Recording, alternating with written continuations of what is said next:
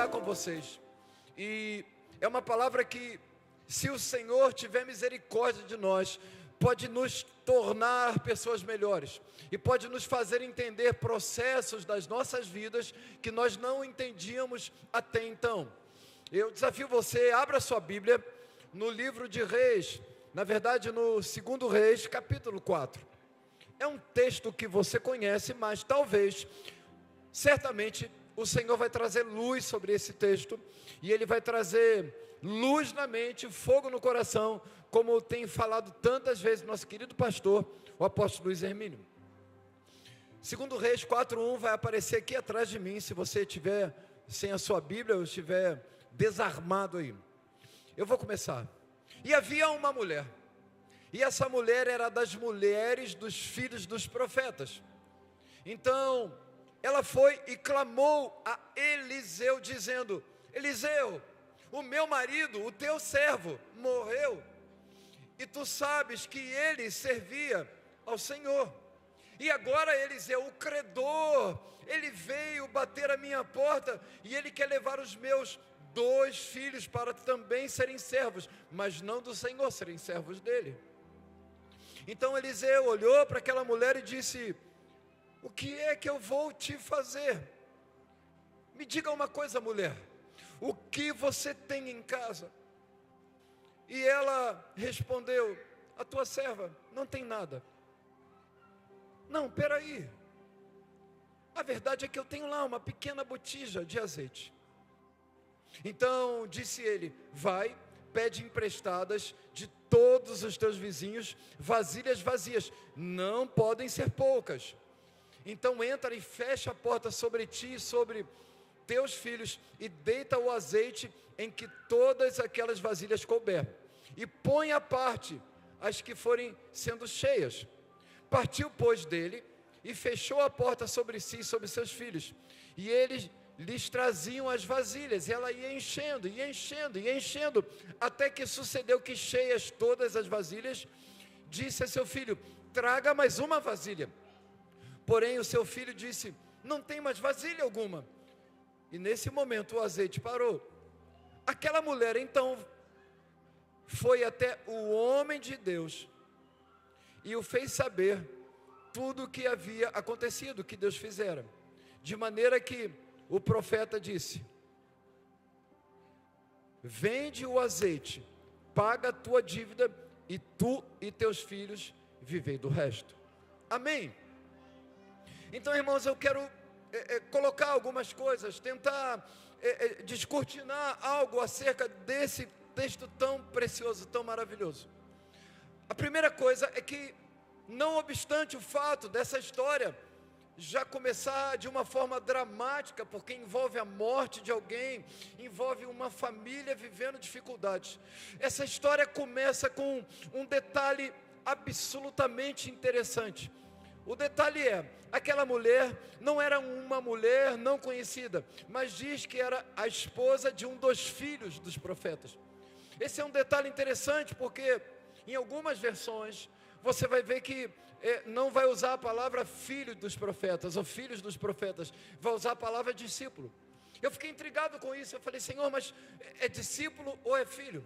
E eu fui na palavra original, em hebraico, a palavra é ben, que significa filho. A palavra discípulo é outra coisa. Então havia um toque de família, havia uma expressão de família. O Senhor começa a trabalhar a partir do profetismo, restaurando, mexendo, movimentando a família. O modelo profético é um modelo em que a conexão não está limitada a uma liturgia, era uma conexão mais profunda. Ela não vai atrás de um ritualista ou de um profeta dinheirista, ela vai atrás de um pai. Havia uma conexão. Ela diz: o teu servo, mas ele, antes de ser servo, é chamado de filho. Uau! Então eu vejo no profetismo de Eliseu, não só nesse momento, mas em vários outros, uma conexão com isso que Deus ama tanto, que é a família. Irmãos, havia uma escola de profetas nessa época, mas essa escola de profeta tinha um caráter não litúrgico, mas familiar. Por quê? Porque existem algumas coisas que só os pais podem falar e só os filhos podem entender. Se essas mesmas coisas forem ditas por não pais, os filhos não compreendem. É a mesma coisa, é a mesma palavra, é o mesmo sentido. Mas quando sai da boca de um chefe, quando sai da boca de um dinheirista, quando sai da boca de uma liturgia, fica sem sentido. Mas quando essa mesma instrução sai da boca de um pai, cara, isso quebra tudo, vai rompendo sobre muros estabelecidos, quebrando cadeias e penetra no coração. Então você vai perceber que havia uma conexão muito forte, familiar, uma conexão de família, uma conexão entre pais e filhos e pais, tal qual o Senhor, Ele termina o Antigo Testamento dizendo: eu quero ver essa conexão, o coração dos pais aos filhos convertendo e dos filhos aos pais. Ele não está dizendo dos servos aos senhores, mas dos pais aos filhos e dos filhos aos pais. Então, é importante que a gente perceba que nesse texto, que já vimos tantas vezes, ouvimos tantas boas pregações, existe uma conexão de família, cara. Escute uma coisa, a igreja do Senhor precisa ser uma representatividade do mais próximo de família que nós conseguimos perceber, que nós conseguimos apalpar, que nós conseguimos sentir. Porque se formos só um grupo de pessoas, então podemos nos tornar um clube, podemos nos tornar uma associação. Aliás, do ponto de vista jurídico, é assim que a sociedade nos chama, mas nós sabemos que somos família de Deus. Amém? Então essa história, que a gente vai falar um pouquinho sobre ela começa não em um ambiente de protocolos, mas num ambiente de família. E no ambiente de família, as palavras são mais contundentes, elas são mais profundas, elas são mais vivas que no ambiente de protocolo. Veja, o protocolo não é ruim, mas é provável que quando você está num ambiente somente protocolar, você só aprenda, mas nunca desfrute.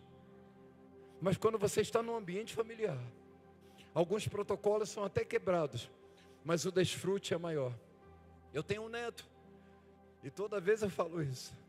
E o meu neto, ele é um pouquinho tímido. Quando ele vai na casa de alguém que ele não conhece, que é diferente, ele fica um pouquinho na dele, ele se esconde. Mas quando ele chega lá em casa, não tem protocolo, irmãos. Ele já vai, ele sabe que tem uma mesa que nós colocamos, que é a mesa dele, onde ele guarda os carrinhos na gaveta. Ele já sai tirando os carrinhos e botando, e não satisfeito, ele vai na minha mesa e diz assim: essa mesa também é minha. E não tem protocolo, mas é tudo muito conectado, é muito profundo, tem amor envolvido. Vocês estão comigo, sim ou não? Já viu aquele filho que chega na casa do pai e da mãe, o filho já é grandão, já está casado, ele não precisa pedir para abrir a geladeira, ele sai abrindo, não tem protocolo, porque tem conexão. A conexão familiar quebra os protocolos. E no profetismo, irmão, a gente pode caminhar com assim diz o Senhor, protocolarmente, não tem problema. Ou a gente pode ir para um lugar mais profundo, um lugar mais denso, onde não preciso necessariamente introduzir o profetismo com assim diz o Senhor, porque o Senhor já está dizendo muito antes de eu entrar na casa. Amém? Escute uma coisa, quando você compreende isso, uma nuvem obscura começa a se dissipar. Veja que algumas pessoas passam anos sem avançar, enquanto outros avançam como corredores de tiro, né? Aqueles caras que são corredores de 100 metros, 200 metros. Por quê?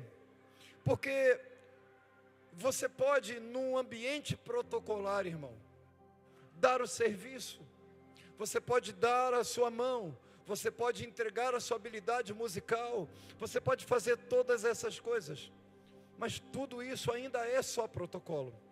Todas essas coisas são boas, mas quando você coloca Provérbios 23, 26 dentro de você, então tudo muda, porque Provérbios 23, 26 vai dizer assim: filho meu, me dá o teu coração, porque se você me der o teu coração, você vai observar os meus caminhos. Irmão, quando você entrega o coração, você não fica procurando as invirtudes, os defeitos, você tem os olhos abertos e os olhos inclinados a ver o que há de bom no outro. Mas quando você só dá a mão, você só dá o serviço, você só dá o dinheiro, só dá o dízimo, funciona, mas exaure muito rápido. Na primeira coisa difícil que você viver nesse lugar que deveria ser família, mas é só liturgia, você fica chateado, você vai embora. Mas quando é família não, irmão. Então, nós precisamos entrar nesse lugar familiar.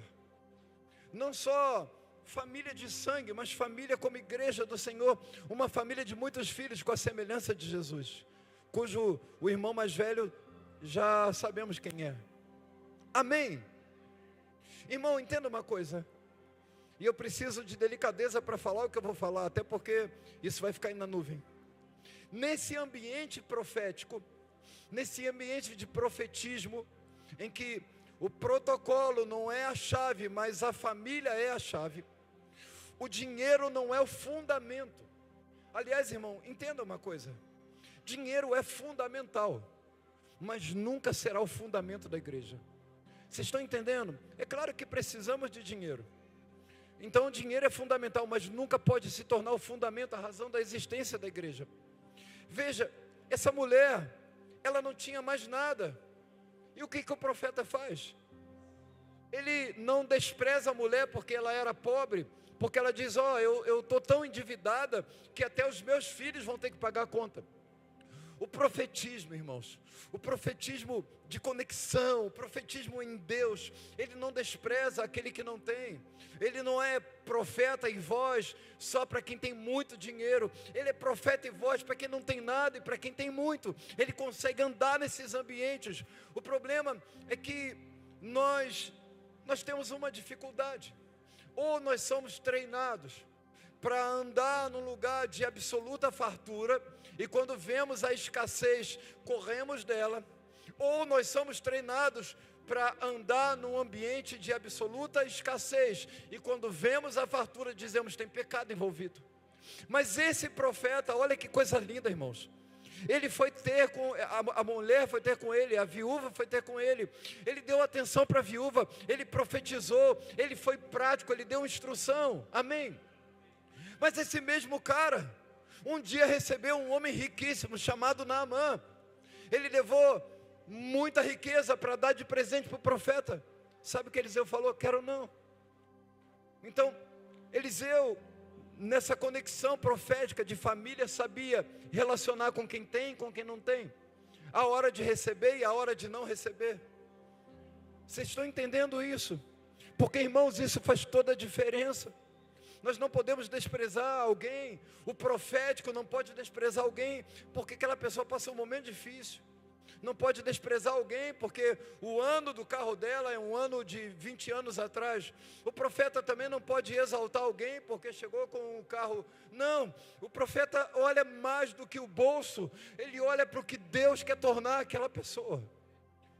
Eu tenho aprendido com o meu pastor, o apóstolo Luiz Hermínio, a celebrar na semente. O que é celebrar na semente? Nós somos bons de celebrar o fruto.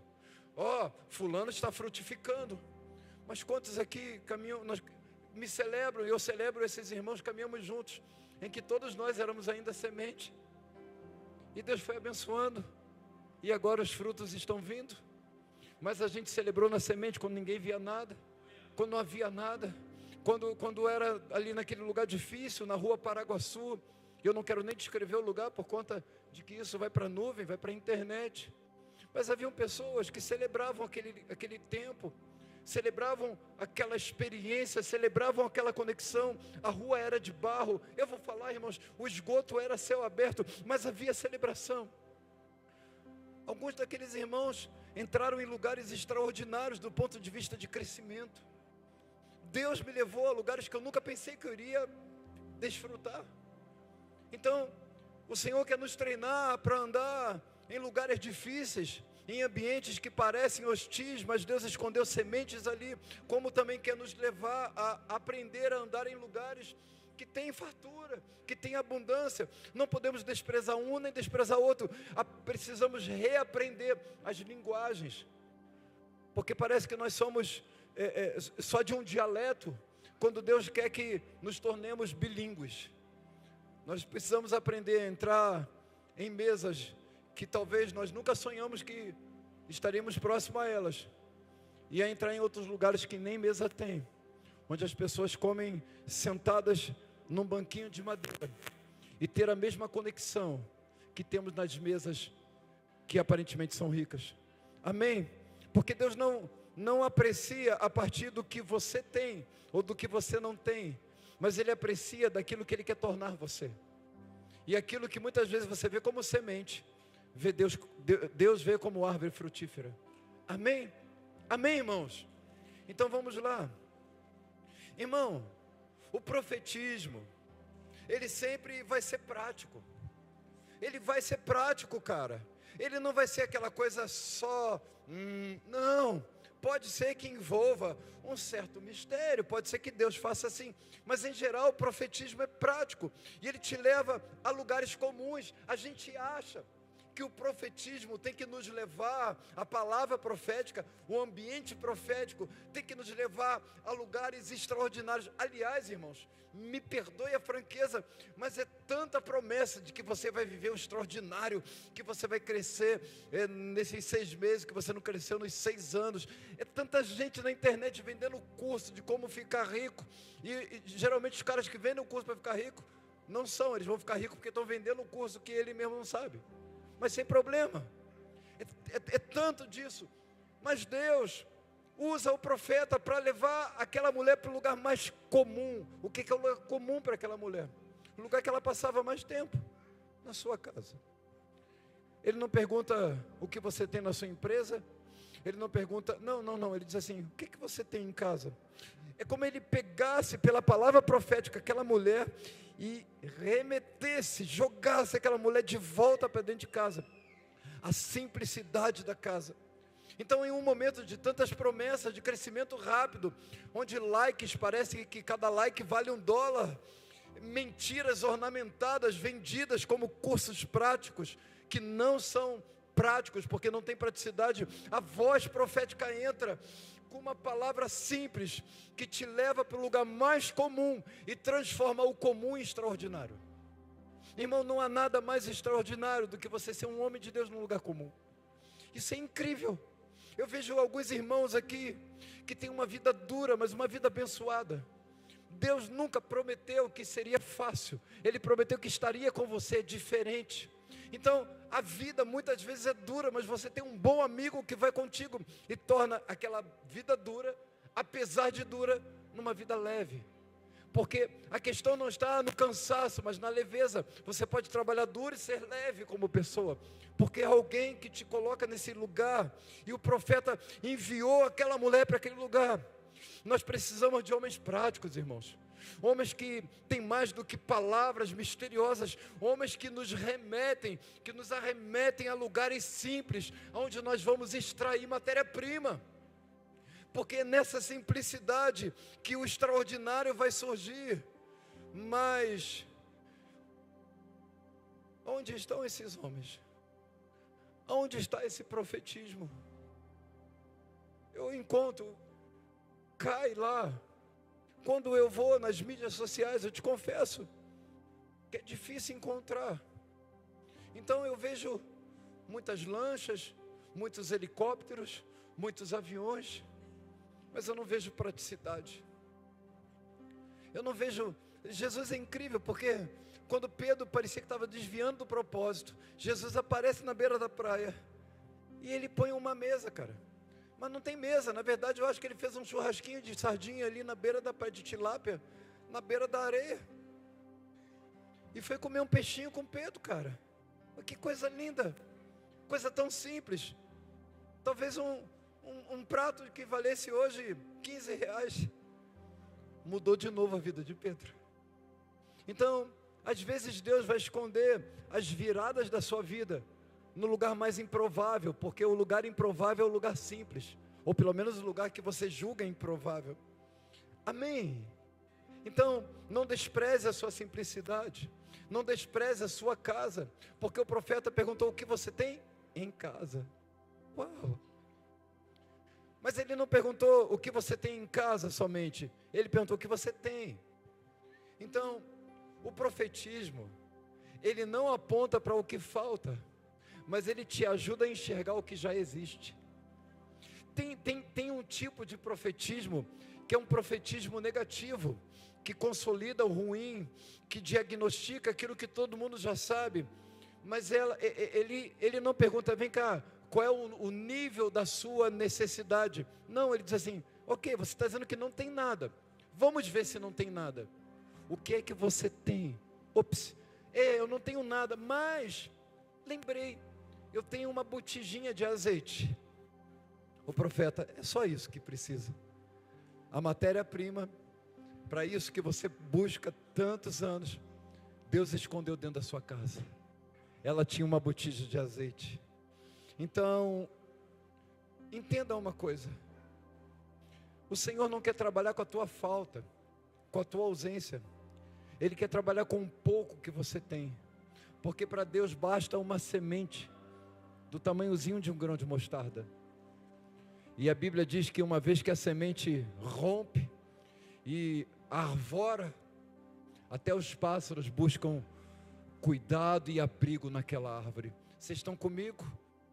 Talvez você diga, eu não tenho nada, eu sou... E Deus diz, não, mas eu vejo algo na tua vida. Aliás, talvez a missão profética desse tempo seja ensinar os homens a voltar aos lugares simples, para descobrir que o extraordinário está escondido lá.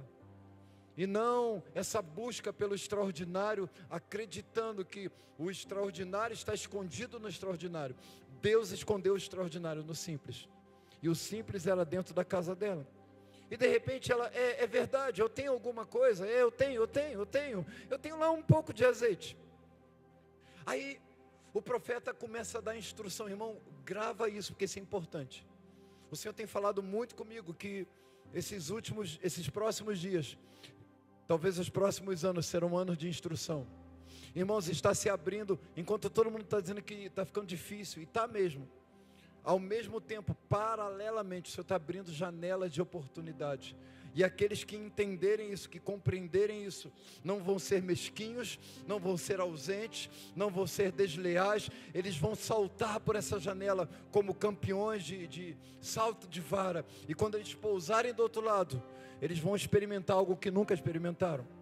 Então, essa mulher agora começa a receber uma instrução. E aí eu quero te provocar a pensar um pouco. Essa mulher diz que tinha uma vasilha, ok? E ela tinha azeite na vasilha, amém? Veja que se ela tivesse mais vasilhas, ela não teria, mesmo que fossem vazias, ela não teria necessidade de pedir outras vasilhas. Então essa mulher não tinha somente pouco azeite, ela tinha pouco azeite e só tinha uma vasilha, ok? Muito bem. A bem da verdade, parece que esse momento, o escopo fundo, o pano de fundo, é um tempo difícil. Então o profeta diz assim, procura outras pessoas como você, porque você diz que não tem nada, tem muitas outras pessoas que também não tem nada, vai até elas. Uau, cara, isso é incrível. Ele não diz para ela ir no gerente do banco, ele não diz para ela ir nas pessoas enriquecidas, ele diz, procura pessoas que não têm nada, porque você ainda tem, agora você vai relacionar com quem tem menos do que você, porque as vasilhas delas estão vazias.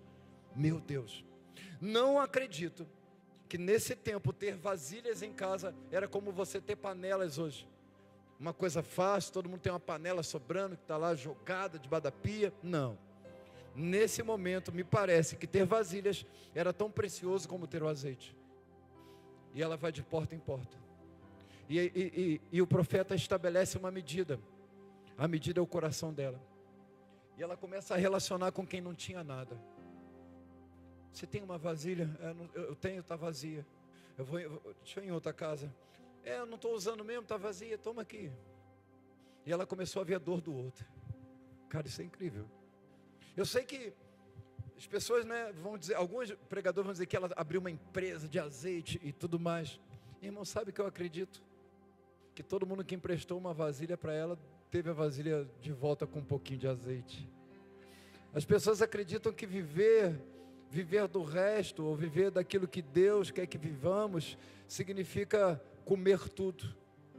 Mas a nobreza, a beleza de um bom... Irmãos, eu já comi coisas chiques, tá? Mas eu me lembro que uma vez eu fui numa casa, foi um dos melhores jantares. A pessoa comprou várias sardinhas, daquela que compra na feira, e começou a fritar. Cara, eu comi sardinha até passar mal. Que coisa boa foi comer sardinha. Já comeu lagosta?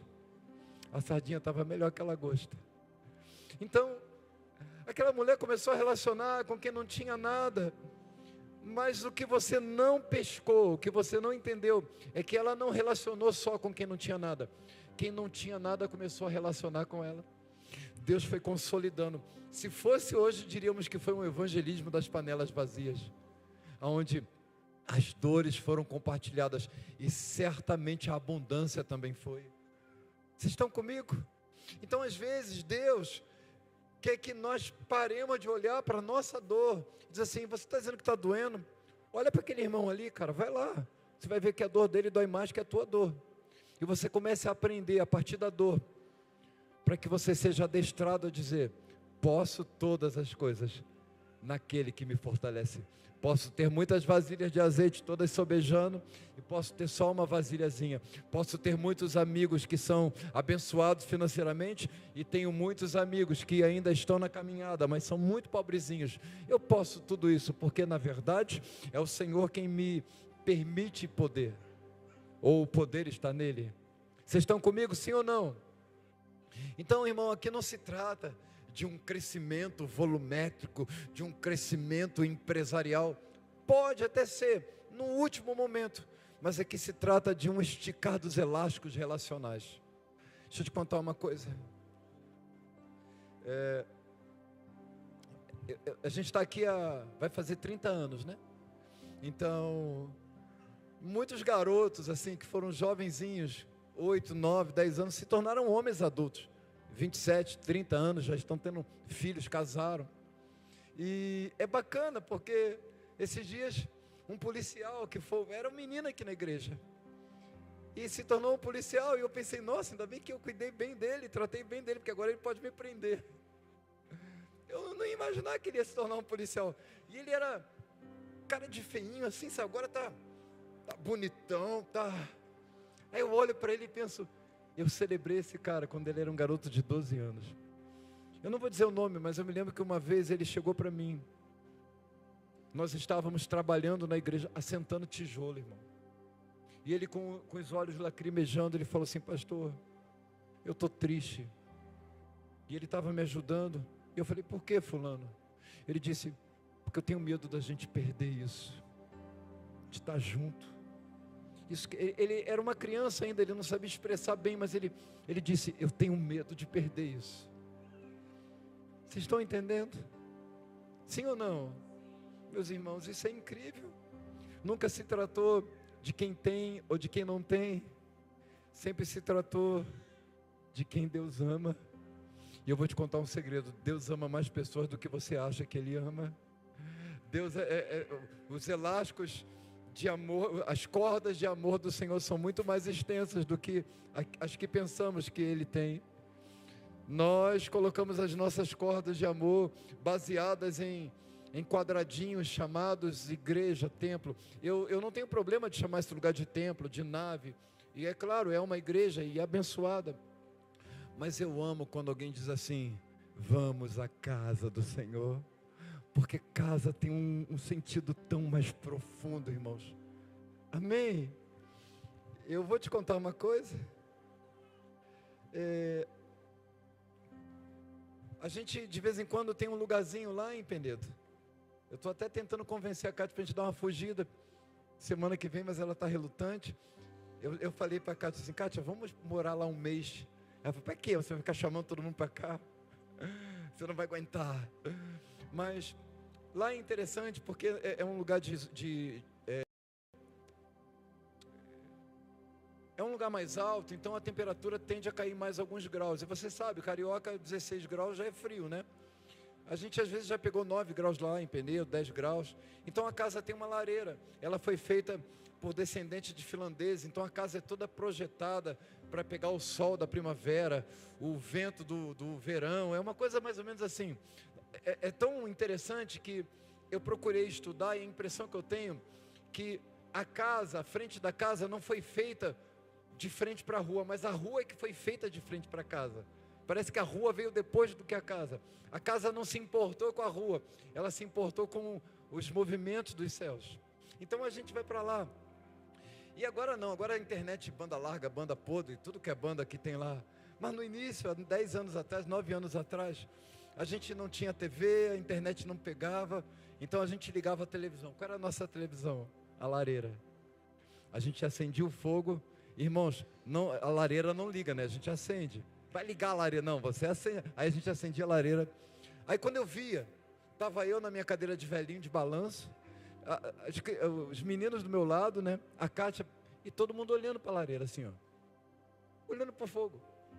E daí surgiu um papo, surgiu um assunto. E aí eu descobri, irmãos, que a palavra lar vem de lareira. Toda casa que tem fogo, que tem lareira, pode ser chamada de lar. É onde a família se reúne. Então você pode ter um imóvel, mas você só terá um lar se houver fogo de Deus ali naquele lugar. E a lareira representa muito bem isso, que ela tem a capacidade de nos unir, não obstante as distrações desse mundo, e a gente fica lá junto, aquecidinho, grudadinho, olhando o fogo, lamber a lenha. Vocês estão comigo, sim ou não? Eu imagino, irmãos, que nos sacrifícios devia ser uma coisa muito forte, quando o fogo vinha e consumia. Então, vá em outras casas, disse o profeta, e pega panelas vazias, estabeleça uma medida, porque Deus trabalha a partir de medidas, mas muitas vezes Ele permite que você estabeleça a medida para Ele trabalhar. O profeta disse, não poucas. Irmão, o que é pouco para você?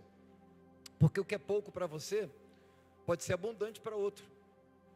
Vocês estão comigo, sim ou não? Às vezes alguém diz assim, mas para que aquele cara tem aquele tanto de dinheiro, ou aquele carro daquele ano, ou aquilo... Irmão, mas você não sabe qual é a medida que Deus estabeleceu para ele. E muitas vezes o que você chama de muito, para outra pessoa é pouco.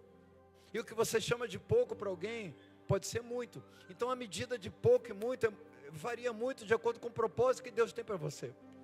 Pode ser que Deus tenha um propósito de você precisar de um helicóptero. Eu vejo às vezes gente criticando, mas fulano, o evangelista tem um avião. Irmão, cada um está na sua medida. O nosso pastor fala muito acerca da medida do início dele, que era, como é que ele chamava a bicicleta? Viatura do amor. Ele pegava a bicicletinha, ia nos lugares que dava legumes e essas coisas e levava para casa de recuperação. Irmãos, você pode dizer muito pouco, mas para eles era muito. E era tanto que até roubaram a viatura do amor, irmãos. Você viu como era valiosa, né? Glória a Deus pela vida do pastor Hermínio. Irmãos, uma vez que eu experimento o extraordinário, porque essa mulher experimentou um milagre, amém? Eu preciso aprender a ter um sentimento de gratidão, uma percepção de gratidão. Sabe o que ela fez? Ela foi até o profeta, de novo. Agora não como quem não tem. Ela vai até o profeta como quem tem e diz assim, eu não sabia o que fazer quando não tinha, e continuo não sabendo o que fazer quando tenho. Eu preciso da voz profética na escassez, mas eu preciso muito mais na fartura. Deixa eu te contar uma coisa. Já percebeu que a escassez, a ausência, a falta, geralmente não desvia ninguém? Quando você está passando por uma luta, por um momento, não é assim? Você dobra o joelho, você ora, faz jejum, faz campanha, glória a Deus e aleluia. Você não vai ver ninguém desviando porque não tem, irmão. Mas aí o cara cresce um pouquinho só, fica um pouquinho metido só, e de repente o cara desvia. Bastou só uma coisinha pequenininha assim, agora ele já está grandão, já não preciso, eu sou Cristo em casa, eu me movo assim, já não precisa mais dessa coisa tão gostosa que a gente vive. Por quê? Porque quando ele não tinha, ele conseguia ter humildade para receber instrução, mas quando ele passou a ter, ele não teve humildade para permanecer recebendo instrução. Não, agora eu me viro sozinho. Aí é fácil, né, irmãos? quando você não tem, você vai para Deus. Quando você tem, você diz que não precisa de Deus. Mas ela foi até o profeta e ela disse assim, olha, é claro que eu estou alargando um pouco a fala dela, né? Olha, profeta, eu vim para você quando eu não tinha. Agora está sobrando, o que eu faço? O profeta continua dando a instrução. Por que muita gente cai? Porque se deixa absorver pela voz profética verdadeira no início, quando não tem.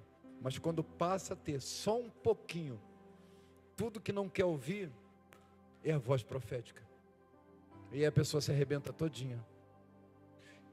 Muitas pessoas não voltam, irmão. Deixa eu te contar uma coisa. Por medo de ter que compartilhar aquilo que recebeu a partir de uma instrução da voz profética. Sabia disso? Tem gente que tem medo. Não, eu não vou contar, não. Você vai saber quanto eu estou ganhando. Mas quando você não ganhava nada, o profeta sabia, né? Você falava todas as tuas dores. Não, porque ele talvez vai querer. Irmão, ninguém vai querer nada. Porque honra não se cobra, se vive. A honra não pode ser empurrada pela tua goela abaixo, porque senão não é honra, é só obediência. Mas ela pode ser ensinada. Essa mulher, ela honrou o profeta, mas ela não honrou porque deu alguma coisa. Nesse caso aqui, ela honrou porque ela disse assim, eu quero continuar recebendo a instrução. Cara, isso para mim é muito forte. Veja, Jesus, então o profeta diz assim, ok, eu vou te dar a instrução. Paga a tua dívida e vive do resto. Simples assim. Já percebeu que a gente costuma querer coisas complexas? Quando alguém dá uma palavra profética simples, pastor Marcos, simples. Não, mas não é só isso, tem que ter mais alguma coisa, não vai ter uma cara de profeta? Não. Irmãos, de acordo com a tradição judaica, juntando com os 10 mandamentos, o decálogo, né, aquelas 10 leis, são 613, eu não diria mandamentos, mas observações que a Torá exige. Pastor Marcos, 613, tinha que saber de cor, tinha que decorar, porque você não podia errar, era a lei. Aí um dia chegaram para Jesus e falaram, ô Jesus, como é que é esse negócio aí da lei? Explica para mim. Capítulo 22 de Mateus, verso 34. Mateus 22, 34. E os fariseus, ouvindo o que ele fizera emudecer os saduceus, reuniram-se no mesmo lugar. E um deles, um doutor da lei, interrogou para o experimentar. Experimentar aqui é pegar ele num erro. Vou pegar esse Jesus agora, vou experimentá-lo. Dizendo, mestre, aí vem uma adulação, né? Mestre, qual é o grande mandamento na lei? Porque na verdade não havia grande mandamento no coração deles, era tudo grande. Aí Jesus pegou 613, cara, e disse assim, vou dizer para vocês, amarás ao Senhor Deus de todo o teu coração, e de toda a tua alma, e de todo o teu pensamento. Esse é o primeiro e grande mandamento. E o segundo é, amarás ao teu próximo como a ti mesmo. Pegou 613 e botou em 2, cara. O cara pirou, irmão. Ele deve ter pensado, nossa, eu gastei a minha infância, meu pai batendo com a palmatória. É claro que não tinha isso, né? Sei lá. Minha mãe me corrigindo para decorar 613 mandamentos. Vem esse cara e diz que tudo deriva de 2. Por que não falaram que era só 2? Por que eu tinha que aprender 613? Não sai da minha cabeça, 613. Mas só 2. E Jesus ainda vai mais longe. Tudo agora que você falar, que você fizer, deriva desses 2. Se você entender e aprender e aplicar os 2, você está cumprindo 613. Olha que loucura. Mas por quê?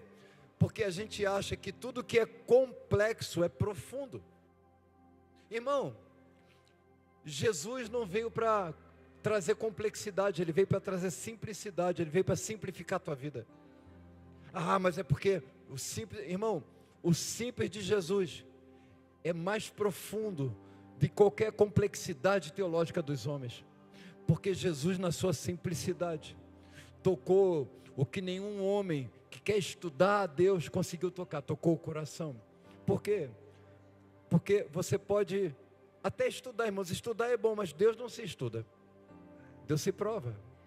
Provai e vede que o Senhor, eu vou provar dele. Mas depois que você prova, você quer saber como é que tem aquele sabor tão bom, aquela presença tão doce. Aí você se derrama nos estudos. Vocês estão entendendo? Querido, eu quero trabalhar com você agora, para que haja uma voz profética na sua vida essa noite. Eu comecei com vocês, com muitos de vocês, quando eu tinha 29 anos. Eu estou com 57. Espero no Senhor que Ele me dê muitos bons anos. Eu gostaria de ver os filhos dos meus netos, se o Senhor permitisse, eu gostaria de ver. Mas eu sinto que é hora de começar a instruí-los acerca de coisas que vocês têm evitado. Muitos de vocês, irmão, eu cheguei aqui de manhã, e eu tomei um susto, que eu falei, é tanto carro no estacionamento, eu tive que desviar assim. Não, a igreja está cheia, né? De manhã, tinha pouca gente. Eu falei, tem mais carro do que gente. Os irmãos estão prosperando, irmão. Aleluia. Antigamente o estacionamento da igreja, quem lembra? Era feito de bicicletas, irmãos. Eu lembro, bicicleta.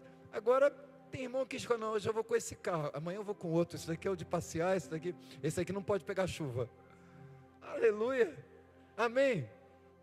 Carro zero, carro novo. Deus tem os levado a um lugar muito, muito, muito especial. E aqueles que não foram ainda certamente irão, porque Deus tem um tempo para cada um, amém. Na verdade, deixa eu te contar uma coisa. Eu sei que isso vai parecer um susto. Eu tive mais de 50 carros, mas todos eles meia podre, 1960 e alguma coisa, 70, Brasília, Fusca, eu nem me lembro quantos, Corcel 1, Corcel 2, Corcel 0, porque não tinha, estava tudo estragado. Mas assim, não é sobre carro, sobre o ter, mas é sobre você receber instrução, para saber o que fazer agora. É sobre você voltar a ter aquele coração que dizia, eu quero ouvir da voz profética, o que eu faço? Porque os dias são difíceis. Agora os dias não são tão difíceis. Será que eu continuo fazendo? Ou eu estou escondendo tudo? Eu estou guardando tudo? Eu estou botando segredo no cofre, porque eu não quero que nenhum dos meus irmãos veja. Vocês estão entendendo? Provavelmente, se você tem esse coração, sem possuir algo, é porque você não está pronto para ter. E se você já tem e continua ou passou a ter esse coração, você é pior do que o que não tem. Porque o que não tem provavelmente vai ser mudado. Mas aquele que tem e adquiriu esse coração, é difícil mudar esse cara. Eu ouvi o pastor Hermínio falando alguns meses atrás lá em Deodoro, não dessa vez, da penúltima vez.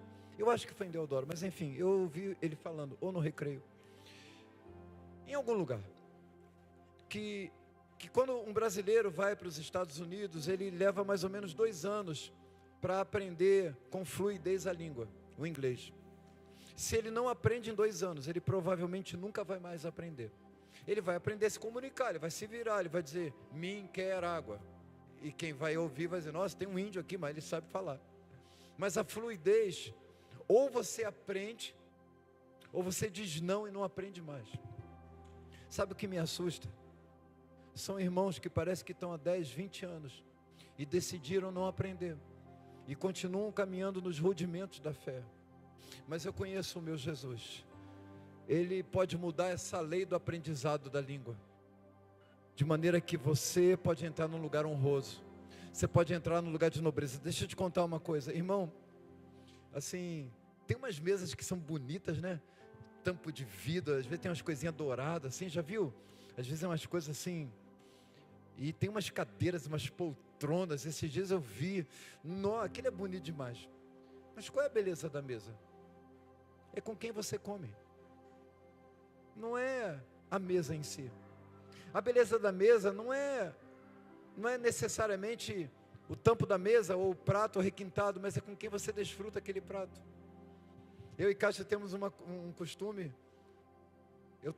ela está ficando metida, né, que agora ela está comprando, em vez de pasta de amendoim, pasta de castanha, de caju, saborizada, de doce de leite. E ela diz assim, não come muito não, vai te fazer mal. Eu sei que ela quer comer a pasta toda, né? Mas qual é a nossa cultura? Todos os dias de manhã a gente acorda. Eu já falei isso, mas eu não vou cansar de falar. E a gente vai tomar café. Ela está lá fazendo a devocional dela. Ela é mais firme do que eu. Às vezes eu esqueço, ela me lembra. E às vezes quando ela não me lembra, ela começa a ler em voz alta. Me dá uma raiva, porque eu sei que é Deus, mas ó Deus. E aí eu estou lá, 3 ovos cozidos, uma garrafa de café, uma banana, 3 porções de pasta de amendoim. E muito bate-papo.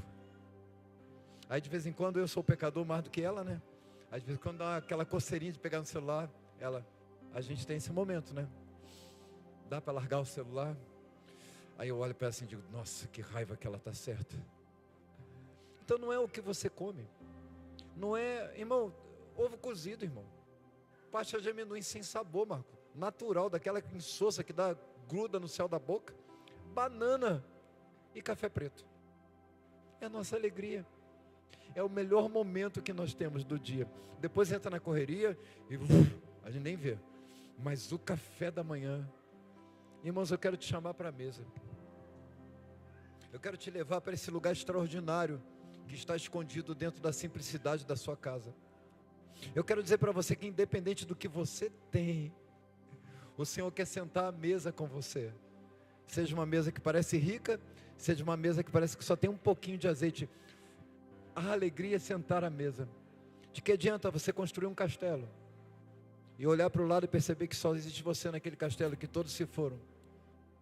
E o pior, que você quando construiu o castelo, deixou sem porta para entrar e sair, você se encarcerou dentro daquilo que você ao longo dos anos conquistou. Isso aqui é vida, irmão. Isso aqui é precioso demais. Isso aqui é gostoso demais. A bem da verdade, nós cantamos, um dia a nossa alegria vai ser completa.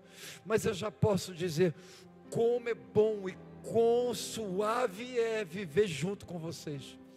Como é bom estar com vocês. Irmãos, eu só estou aqui na plataforma porque me obrigam. Eles são malvados comigo. Eu queria estar aí embaixo, mas dizem que a imagem não fica boa. Vocês sabem disso, não sabem? É o pastor Davi.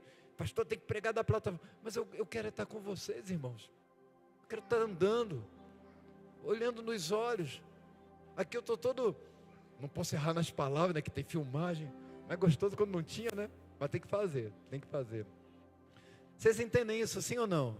Vocês querem viver isso? Esteja com o coração humilde para receber instrução. Porque eu vou gastar o que eu ainda tenho nessa casa para instruir você com aquilo que eu tenho sido instruído pelo Senhor. Amém? Fique de pé. Eu quero orar com você um pouquinho. Pastor, eu senti que eu preciso de algo mais denso, mais intenso. Eu queria receber uma oração. Essa palavra me tocou de algum jeito. Vem aqui na frente para eu poder orar por você. Sai do seu lugar, sem nenhuma timidez, mas vem rápido, por favor, cara, vem correndo. Vamos lá, vamos lá. Isso. Eu quero orar contigo. Deixa eu descer um pouco.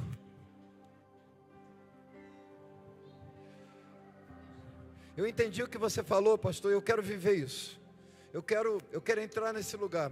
Eu quero descobrir o extraordinário no lugar simples, no lugar comum. Você é essa pessoa? Levanta a sua mão assim bonito, que nem eu. Faz assim, não tem medo não. Isso. Vamos lá? Vamos lá? Eu sei que eu poderia fazer um apelo para você receber Jesus, mas eu sinto no meu coração que a questão não é você receber Jesus. É você entender que Jesus já te recebeu. Já tem uma presença.